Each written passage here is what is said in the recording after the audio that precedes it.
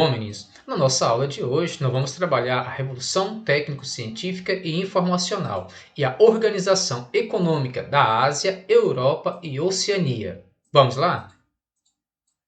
A primeira revolução industrial, iniciada na Inglaterra em meados do século XVIII, significou um período de grandes mudanças. Essas mudanças, ao longo dessa fase, estavam limitadas ao domínio inglês. Contudo, ao longo do desenvolvimento de novas tecnologias e aprimoramento de técnicas, essas transformações espalharam-se pelo mundo todo, sendo, portanto, fundamental para entender a atual configuração da sociedade. A principal característica dessa fase é a mudança do processo produtivo. Anteriormente, o trabalho era feito por artesãos, mulheres, homens e crianças que o desenvolviam em suas casas ou em oficinas. Com a Revolução Industrial, esse trabalho passou a ser desenvolvido em fábricas com a utilização de máquinas. Antes, a execução de trabalho era feita manualmente, demandava muito tempo, visto que os trabalhadores precisavam realizar todas as etapas do sistema produtivo. A produção fabril conduziu a Inglaterra e outros países da Europa à supremacia do poder político e econômico mundial. A ampliação da produção de bens e o desenvolvimento do telégrafo, que possibilitou maior rapidez na produção à distância e redução do tempo das travessias pelos meios de transporte, como os trens a vapor, movido a carvão, formavam um mercado cada vez mais global, cujo centro era a Europa. Esse desenvolvimento se dava, contudo, ao custo de péssimas condições de trabalho, de saúde e de exploração da mão de obra, inclusive infantil. No final do século XIX, a industrialização atravessou o Atlântico e desenvolveu-se na América do Norte. Nessa mesma época, o espaço de produção da América Latina, incluindo o Brasil, baseava-se principalmente na produção agrícola.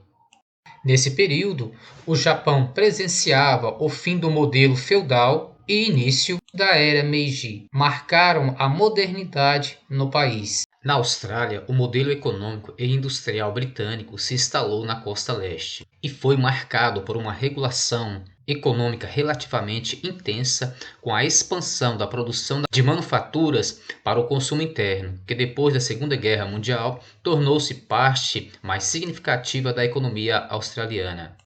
Nesse período, os modos de produção também se transformavam, a fim de garantir a elevada produção. A produção em série de peças passando por sobre esteiras das fábricas e sendo ininterruptamente montadas por operários de movimentos autônomos, retratados com arte e criticidade no célebre filme de Chaplin, Tempos Modernos, sintetiza o modo de trabalho fabril no início dos anos 1900, no qual retrata o moderno mundo industrializado e faz forte crítica ao capitalismo, ao nazifascismo e ao imperialismo, bem como aos maus-tratos que os trabalhadores recebiam na época desde a Revolução Industrial, durante a Grande Depressão. Durante o período da Guerra Fria, compreendido entre 1945 e 1991, retratado pela tensão geopolítica entre a União Soviética e os Estados Unidos e seus respectivos aliados, o Bloco Oriental e o Bloco Ocidental após a Segunda Guerra Mundial. A União Soviética e os países sob sua influência econômica e política, além da China, desenvolveram principalmente a indústria de base, explorando o carvão e outros minérios de seu subsolo, como o ferro e o manganês. A industrialização nos países socialistas, como as demais bases econômicas, eram planejada, conduzida e controlada pelo Estado. Na metade do século XX, enquanto na região sudeste do Brasil se expandiam concentrações industriais, nos países europeus, no Japão e na América do Norte, o nível de desenvolvimento econômico já não se media tanto pelo seu parque industrial. O modelo das empresas transnacionais e de suas corporações possibilitava a migração das fábricas para outras regiões do mundo, menos desenvolvidas, e com elevada disponibilidade de matéria-prima e de mão de obra barata. A industrialização e com ela a urbanização se expandiam no mundo periférico, enquanto em várias regiões do continente asiático, como a Índia e a Indochina, região peninsular compreendida entre a Índia e a China, condições favoráveis para seu desenvolvimento. Enquanto a América Latina se tornava importante base para a expansão geográfica das grandes empresas transnacionais da Europa e da América do Norte, em vários locais do Extremo Oriente e Sudeste Asiático, com destaque para a Coreia do Sul, Taiwan, Malásia, Tailândia, Hong Kong, Singapura, preparavam seu parque industrial no modelo de plataforma de exportação, ou seja, na montagem de bens mecânicos ou eletrônicos cujas peças, tecnologia e investimento provinham do Japão. A produção de bens de consumo não duráveis, como calçados, tecidos e roupas, também se desenvolveu intensamente entre os tigres asiáticos, como passaram a ser chamados esses países que tiveram, entre as décadas de 1960 e 1980, acelerado desenvolvimento. Em contrapartida, Europa, Japão e Estados Unidos, na segunda metade do século XX e mais recentemente China e Índia, passaram a concentrar investimentos em indústria e tecnologias de ponta, em diferentes campos da ciência. Nos tecnopolos, regiões que agregam universidades, laboratórios, centros de pesquisas, caracteriza-se na atualidade uma das principais diferenças entre os países industrializados desenvolvidos e os industrializados em desenvolvimento. No subsolo desse globo da ciência e inovação do Centro Europeu de Pesquisa Nuclear em Genebra está o LHC, superacelerador de partículas cuja circunferência total é de 27 km e que situa na fronteira entre Suíça e a França. O LHC é um dos principais exemplos da capacidade de investimento em pesquisa e desenvolvimento da Europa. Trata-se de tecnologia de ponta, um tipo de aplicação de recursos no setor industrial das regiões economicamente mais desenvolvidas do globo. Outras estruturas similares, com extensão ainda maior que o LHC de Genebra, estão em construção ou em projeto para as duas próximas décadas. Prevê-se para 2025 a construção de um projeto com túnel de comprimento entre 50 e 100 km na China e outro para 2035 na Europa, ocupando possivelmente uma área ainda maior. Como verificamos, vários tecnopolos europeus, asiáticos e da Oceania se destacam na produção de tecnologia. Nesse contexto, a Organização Mundial da Propriedade Intelectual, a OMPI, realiza pesquisas e apresenta anualmente um relatório sobre as empresas e países que mais produzem tecnologia no mundo. Apenas no ano de 2013 foram depositados 205.300 pedidos de patente no mundo, um aumento de 5,1% em relação ao número de invenções no ano de 2012. No ranking das empresas, em primeiro lugar, com 2.881 invenções, está a empresa Panasonic, fabricante japonês de produtos eletrônicos. Em segundo lugar, a empresa ZTE, multinacional chinesa que atua no campo de aparelhos e sistemas de telecomunicação.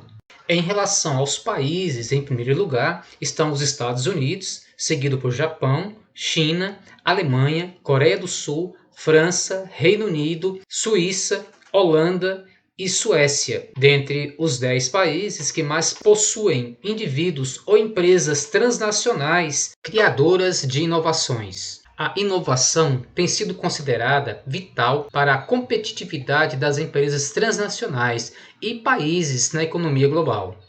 No caso da União Europeia, alguns países do Sudeste Asiático e Oceania, é possível observar grandes esforços dos países membros para criar infraestrutura de ciência, tecnologia e inovação, tanto no nível nacional como regional e internacional. Isso se verifica desde a terceira revolução industrial, onde se intensificou com maior força devido à integração entre técnica, ciência e informação. A Revolução Técnico-Científico e Informacional, ou também conhecido como a Terceira Revolução Industrial, começou em meados do século XX, momento em que a eletrônica aparece como verdadeira modernização da indústria. Isso aconteceu após a Segunda Guerra Mundial e abrange o período que vai de 1950 até a atualidade. Ela é marcada pela substituição do petróleo por outras fontes de energia, como o hidrogênio e solar. Esse período vai ser caracterizado pela intensificação das relações econômicas, comerciais, culturais entre os países, onde as constantes inovações tecnológicas nas áreas de transporte e telecomunicações são capazes de diminuir as distâncias e transcender as fronteiras nacionais, transformando o mundo em uma aldeia global. Surge aí os novos setores de vanguarda, com invenções e descobertas no campo da ciência e tecnologia. Entre eles estão novas ligas metálicas que permitiram avanços na metalurgia e na construção de aeronaves, progresso na eletrônica, permitindo o aparecimento da computação e automação do processo produtivo, uso da energia atômica para fins pacíficos, como a produção de eletricidade, usinas termonucleares, desenvolvimento da biotecnologia e da engenharia genética, conquista espacial com a descida do homem na Lua, foguetes supersônicos, estações espaciais, ônibus espaciais, satélites artificiais e sondas para estudos de planetas. Com isso, as principais características e consequências da revolução técnico-científica e informacional serão o uso de tecnologias e do sistema informático na produção industrial, diminuição dos custos e aumento da produção industrial, aceleração da economia capitalista e geração de emprego, utilização de várias fontes de energia, inclusive as menos poluentes, aumento da consciência ambiental, consolidação do capitalismo financeiro, terceirização da economia, expansão das empresas multinacionais, a introdução da linha de montagem, a livre concorrência de mercado e o acúmulo de capital. Em razão das facilidades de transporte e comunicação, entre outros fatores, as transnacionais fracionam cada vez mais o processo de produção de bens e de circulação de capitais no mundo, num processo conhecido como internacionalização da produção, ao mesmo tempo que ampliam seus capitais por meio de negociação nas bolsas de valores. Nos principais polos industriais brasileiros, há grande presença de empresas transnacionais que se beneficiam da farta presença de determinadas matérias-primas, numerosas mão de obra e grande mercado consumidor. A ascensão da economia chinesa, decorrente da abertura econômica, principalmente a partir da década de 1980 e 1990, teve importante papel no crescimento do comércio mundial e da aceleração dos processos de globalização. Com o crescimento da economia interna e das relações comerciais com o mundo, tanto a China como a Índia, especialmente, no atual século, vem apresentando índices de crescimento dos produtos internos brutos superiores à média mundial por diversos anos seguidos. Numa análise geral, sem considerar as particularidades de cada região e de cada grupo social desses países, pode-se afirmar que esses dois países vêm se tornando cada vez mais protagonistas no novo cenário da economia globalizada.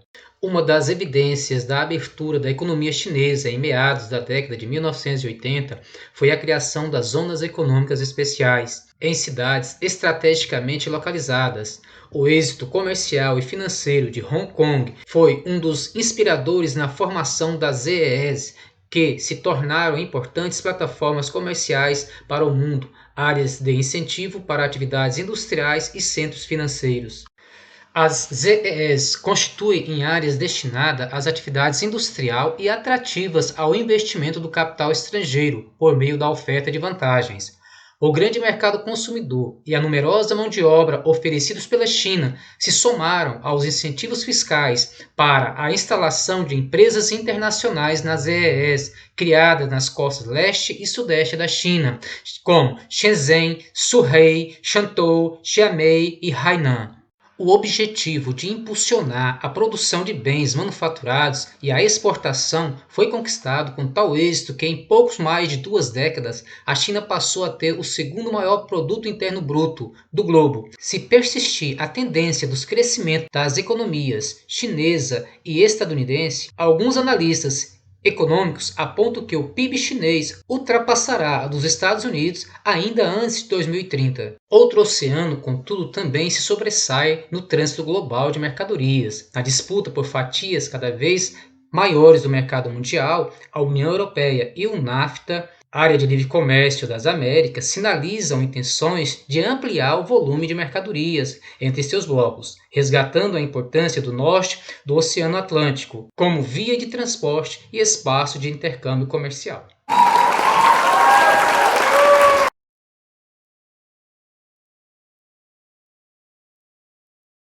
Bom, pessoal, ficamos por aqui, então até a nossa próxima aula. Até lá!